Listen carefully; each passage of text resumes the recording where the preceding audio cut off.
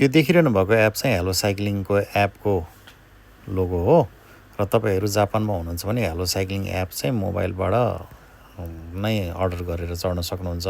यो चाहिँ 30 मिनेटको 160 रुपैयाँ लिन्छ र 12 घण्टाको 2000 देखि 2500 लिन्छ हैन। र त्यो भन्दा बाहेक अरु तपाई कति बेर चढ्नुहुन्छ त्यो अनुसारको पैसाहरु काट्ने गर्दछ।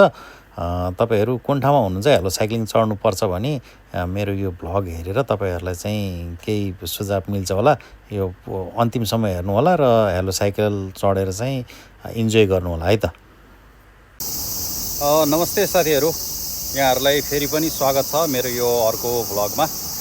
आजको भ्लगमा म तपाईहरुलाई यो हेलो साइकल चाहिँ कसरी रेन्टमा लिने भनेर भिडियो मार्फत जानकारी दिन गइरहेको छु। तपाईहरुको लागि अवश्य पनि यो भिडियो जानकारीमूलक नै हुनेछ भन्ने आशा राख्दछु। यो देखिरहनु भएको मेरो पछाडी यो साइकल छ नि, यो चाहिँ पुरै रेन्टमा लिन मिल्छ। यो इलेक्ट्रिक साइकल हो है। यो इलेक्ट्रिक साइकल हो। तपाईहरुले चाहिँ नि जापानमा कतै हुनुहुन्छ, साइकल कसरी लिने होला, रेन्टमा लिन पाए नि हुन्थ्यो भन्ने जस्तो लाग्छ भने तपाईहरुले चाहिँ यो हेलो साइकलको यहाँ देख्नुहुन्छ यो बारकोड स्क्यान गरेर त्यहाँ एप आउँछ। त्यो एप डाउनलोड गर्ने मोबाइलमा, त्यो एप डाउनलोड गरिसकेपछि आफ्नो मोबाइल नम्बर राख्ने, मोबाइल नम्बरमा ओटिपी कोड आउँछ। मोबाइल नम्बरमा ओटिपी कोड आइसकेपछि जिमेल हालेर पासवर्ड हाल्नुस् अनि भेरिफिकेसन हुन्छ भन्छ। त्यसपछि तपाईहरुले चाहिँ यो हेलो साइकल लिन सक्नुहुन्छ है त। अब यो साइकल कसरी लिने म तपाईहरुलाई देखाउँछु।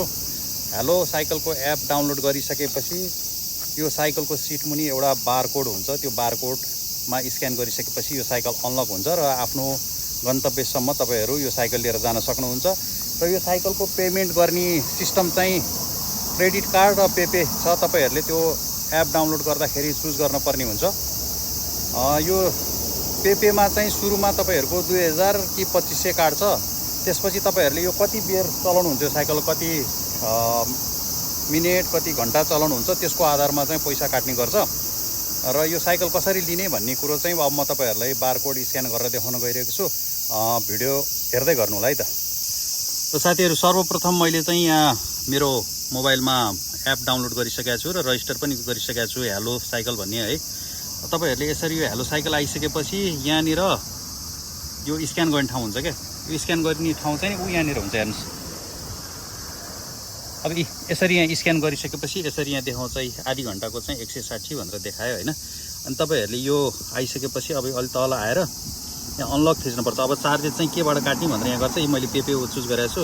अनि त्यसपछि रिजर्भ गर्ने। अब त्यसको लागि चाहिँ यहाँ पैसा अलिकति काट्छ। यहाँ 2500 रुपैयाँ गर्यो, 70 रुपैयाँ चाहिँ तपाईले रिजर्भेसन गरेको जान्छ। अनि त्यसपछि यहाँ थिच्नु होला है। यहाँ थिचिसकेपछि अब यहाँबाट पैसा काट्छ है। अनि पे गरिदिने पैसा काट्यो हेलो साइकलमा। अनि त्यसपछि तपाईहरु फेरि हेलो साइकलकै उसमा जानु होला। त्यो गइसकेपछि यहाँ आउँछ।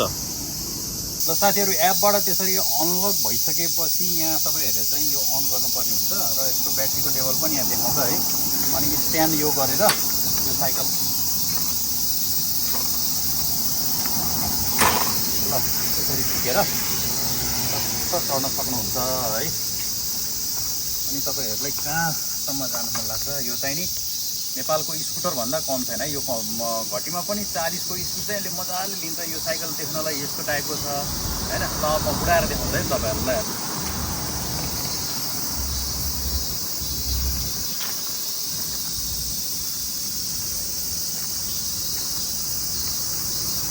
यो साइकल चलाउने बेला चाहिँ अलिक केयरफुल भएर चलाउनु होला। अहिले जापानमा नियम के छ भन्दाखेरि गाडी सवारी साधन जतिकै यसलाई पनि रुल लाग्छ है।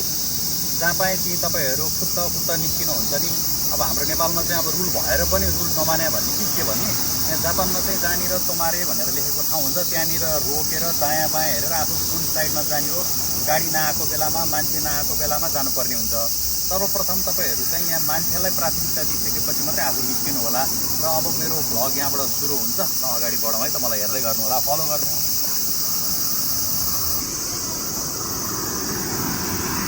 त साथीहरु, यहाँ चाहिँ यस्तो यो उकालो टाइपको छ बाटो हैन। यी साइकल मजाले प्याडलिङ गरिरहेको छु मैले। मलाई कुनै भार पनि परेको छैन। यो साइकल चाहिँ मजाले तानिरहेको छ यो उकालोमा।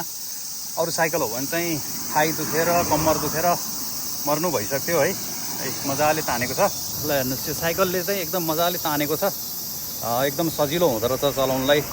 आज विशेष त यो साइकलको भ्लग बनाएर यता जापानमा हुने हाम्रो नेपाली भाइ बहिनीहरू जो नयाँ आउनुभएको छ यसरी साइकल रेन्टमा लिएर चलाउनको लागि सजिलो होस् भनेर यो भ्लग बनाइदिएको छु।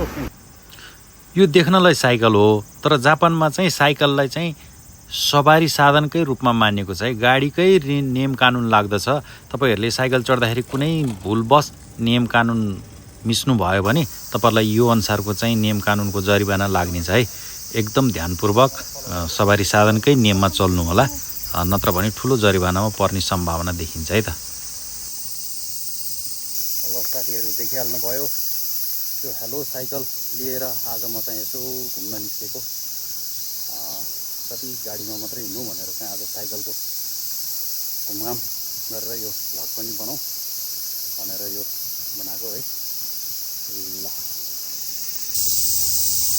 ल देखिहाल्नुभयो साथीहरू साइकल कसरी रेन्टमा लिने, कसरी एप डाउनलोड गरेर कन्फर्मेसन ओटिपी कोड लिने, साइकल अनलक गरेर कसरी अब चलाउने होइन, त्यो सबै कुराहरू मैले तपाईँहरूलाई देखाएँ। अब म अर्को स्टेसनमा आइसकेको छु। यो हेलो साइकलको स्टल बुथहरू जहाँ जहाँ छ, जहाँ राख्दा पनि हुन्छ, जहाँबाट लिएर हिँड्दा पनि हुन्छ। अब म यो साइकललाई यहाँ रिटर्न गर्न गइरहेको छु। अब रिटर्न गर्ने प्रोसिडरहरू कस्तो छ म तपाईँहरूलाई देखाउँछु है त। जस्तै यो साइकललाई चाहिँ स्ट्यान्डमा यसरी राख्ने है। अब यो स्ट्यान्ड लगाएर यो लक गरिदिनु पऱ्यो। अनि त्यस पछाडि हामीले एप मार्फत त्यहाँ रिटर्न बटन हुन्छ, त्यो रिटर्न बटन थिचिदिने, अथवा यहाँ हुन्छ यो स्मार्ट की रिटर्न यो लेखेको थिचिसकेपछि अनि तपाईँको त्यो हेलो साइकलको एपमा चाहिँ कति पैसा लाग्यो, कति मिनट चढ्यो भनेर सबै डिटेलहरू आउँछ। यति जसमा भिडियो हेरिदिनु भयो, thank you so much. Video मनपर्छ भने तपाईँहरूले चाहिँ मेरो युट्युबलाई सब्सक्राइब गरिदिनु होला, लाइक सेयर कमेन्ट गरिदिनु होला। र जापानमा हुने साथीभाइहरू जो हुनुहुन्छ उहाँहरूले यो साइकल युज गर्नुभएको छ भने तपाईँहरूलाई यसको सर्भिस कस्तो लागेको छ त्यो पनि कमेन्ट मार्फत जनाइदिनु होला। अब म साइकल रिटर्न गर्न गइरहेको छु। ल अब मैले चाहिँ स्मार्ट की यहाँ थिचेँ है। साइकल राखिसकेपछि यसरी हरियो बत्ती बल्छ होइन, अनि यो चाहिँ स्मार्ट की भइहाल्यो। यो हरियो बत्ती बलेपछि यो साइकल यसरी लक हुन्छ र यो साइकलको ब्याट्री यस्तो खालको हुन्छ है। यसैको पावरले चाहिँ हामीलाई चलाउन सजिलो हुन्छ।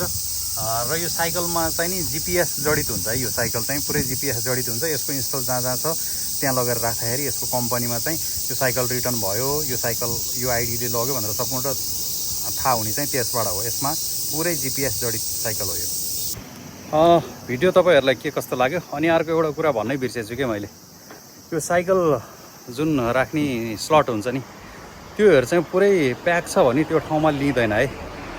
अब तपाईँहरूले बिहान जुन ठाउँबाट लिएर जानुभयो अनि फेरि त्यही ठाउँमा लगेर राख्छु, त्यो ठाउँ चाहिँ नि पार्किङ खाली छैन, पार्किङ फुल छ भने चाहिँ त्यो ठाउँमा राख्न मिल्दैन। अर्कै ठाउँमा लगेर राख, यो आफू गर, रिजर्भेसन गरेर जा अथवा म्याप हेरेर जा भन्छ। होइन, अब त्यो पोसिबल छैन। आफ्नो स्टेसनबाट आफू बसेको ठाउँबाट चाहिँ अलिक धेरै टाढा नै छ जानुपर्ने त्यो पार्किङ गर्नलाई भने चाहिँ त्यहाँ एउटा सल्युसनको लागि फर्म भर्न पर्ने आउँछ क्या। अनि अथवा फोन गर्नुपर्ने हुन्छ। फोन गऱ्यो भने त अब त्यो कम्प्युटर सिस्टम हो, उठ्न पनि सक्छ नउठ्न पनि सक्छ।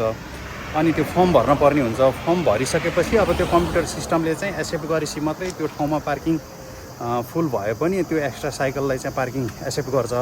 नत्र भने चाहिँ तपाईँहरूले त्यो पार्किङ जहाँ खाली छ त्यो ठाउँमा गएर राख्नुपर्ने हुन्छ है त।